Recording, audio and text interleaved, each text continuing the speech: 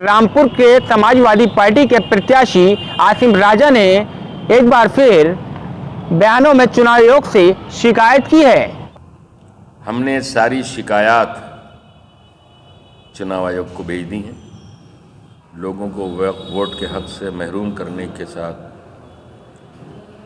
लोगों को घरों में कैद करके इलेक्शन कराने की नीयत करके लोगों की हाथ पैर टांगे तोड़कर महिलाओं को बेइज्जत करके अपमानित करके महिलाओं के डंडे मार के उनको वोट डालने से रोकने के बाद इस षड्यंत्र से अगर यहाँ भारतीय जनता पार्टी सीट पर कब्जा करने में के षड्यंत्र में कामयाब होती है और पुलिस प्रशासन अपने षड्यंत्र में काम होता है, तो हम तो ये भी सोच रहे हैं कि फिर इस चुनाव से क्या फ़ायदा जब मताधिकारी लोगों को नहीं है। हो सकता है कि अगर भारतीय जनता पार्टी यहाँ से जीते तो हम इस पर विचार करें कि हमें आइंदा सियासत करना भी है या नहीं करना, राजनीति करना भी है नहीं करना है, चुनाव में भाग लेना भी है नहीं लेना है। कोई फ़ायदा नहीं है ऐसे चुनाव में भाग लेने से जिसमें वोट का अधिकारी लोगों को न हो। अगर हम कामयाब नहीं हो पाते हैं तो हम ये सोचेंगे कि हम चुनाव में हम राजनीति छोड़ दें। क्या फ़ायदा है ऐसी राजनीति। आसिम सर, जो कल मतगणना होने वाली है उसमें आप अगर चुनाव आयोग कोई एक्शन नहीं लेता है तो क्या आप उसमें भाग नहीं लेंगे, क्या लगता है? मैंने बता तो दिया कि हम तो प्रक्रिया के सहभागी हैं। हमने संविधान का एहतराम किया है, सम्मान किया है, नॉमिनेशन कराया है, प्रचार किया है, मतदान में हिस्सा लिया है, तमाम जुल्म के बावजूद प्रक्रिया पूरी कराएंगे। लेकिन इस बेईमानी के साथ अगर वो जीतते हैं, पुलिस जुल्म के साथ रामपुर के लोगों पर अत्याचार और वोट के हक से महरूम करने के बाद जालिमाना तरीके से, हिटलरी तरीके से अगर ये सीट छीनती है तो फिर राजनीति में रहने का कोई औचित्य नहीं। आप विरोध करेंगे? विरोध मतलब राजनीति छोड़ देंगे? वो तो मैं खुद ही कह रहा हूँ। क्या इस पे सोचा जाएगा। सर, क्या उम्मीद क्या है फ़ायदा जब चुनाव ही नहीं होंगे सब। आसिम साहब, क्या उम्मीद है और अपने हक की लड़ाई लड़ते रहे। सर, जो कल मतगणना होने वाली है फिर क्या उम्मीदें हैं आपको? क्या निष्पक्ष होगा या नहीं होगा, क्या लगता है?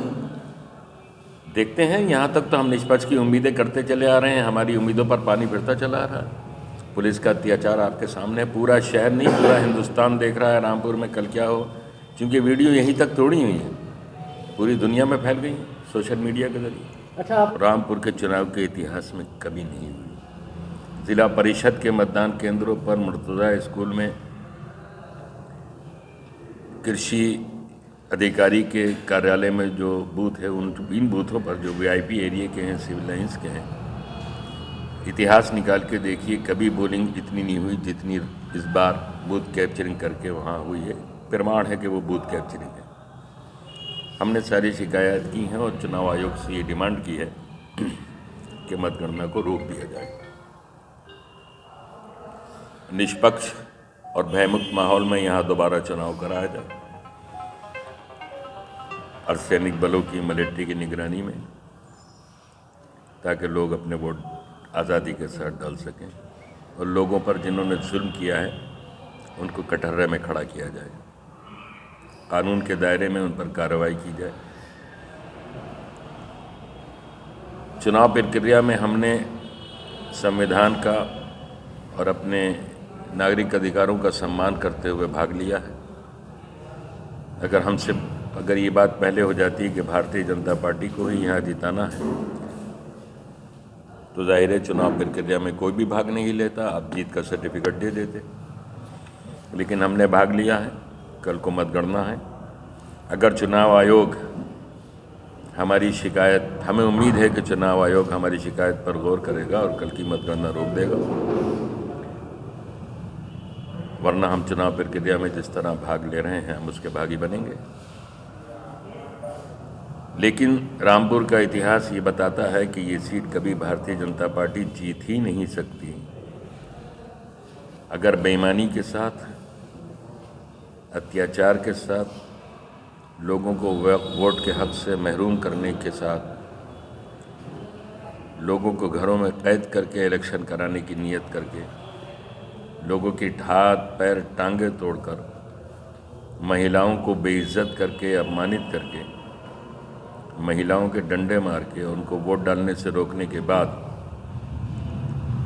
इस षड्यंत्र से अगर यहाँ भारतीय जनता पार्टी सीट पर कब्जा करने में के षड्यंत्र में कामयाब होती है और पुलिस प्रशासन अपने षड्यंत्र में काम होता है, तो हम तो ये भी सोच रहे हैं कि फिर इस चुनाव से क्या फ़ायदा जब मताधिकारी लोगों को नहीं है।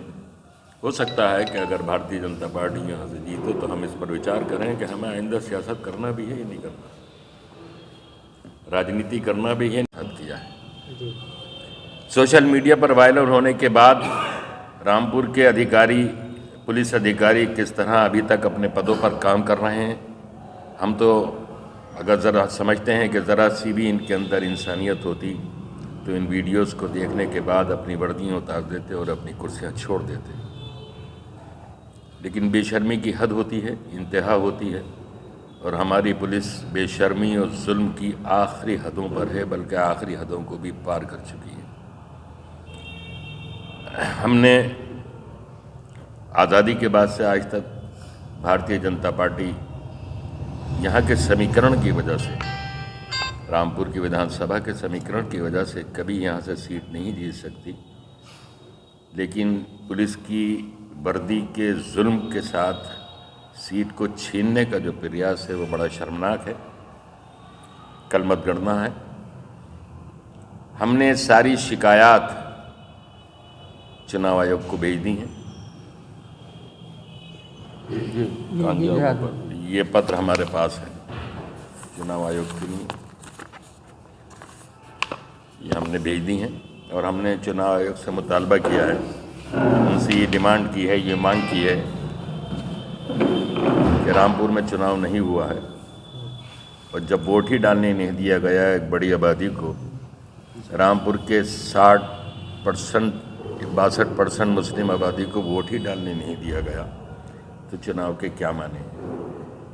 कुछ विशेष क्षेत्रों में बूथ कैप्चर किए गए, एक तरफ पोलिंग 6 और 8 और 10 और 12% है, दूसरी तरफ पोलिंग 50, 60, 70 और 80% है। खुली हुई बूथ कैप्चरिंग है। ज़िला पंचायत के मतदान केंद्र पर शाम को 7 बजे हमने खुद भी बूथ कैप्चरिंग पकड़ी है। एडीएम शाक्य जी वहाँ मौजूद थे, मौके पर पकड़ी है। और वोटर लाइन में खड़े हुए एक शख्स से हमने पूछा कहाँ के रहते हो, तो बताया ज्वाला नगर के, ज्वाला नगर में रहते हैं। और वो मतदान ज्वाला नगर का नहीं था, वो मतदान आवास विकास कॉलोनी वीआईपी कॉलोनी का था। ज्वाला नगर उप कृषि निदेशक के कार्यालय का मतदान केंद्र, मुर्तज़ा उच्चतर माध्यमिक विद्यालय और ज्वाला नगर के बहुत से बूथों पर वो पोलिंग हुई है जो रामपुर के चुनाव के इतिहास में कभी नहीं हुई। ज़िला परिषद के मतदान केंद्रों पर, मुर्तज़ा स्कूल में,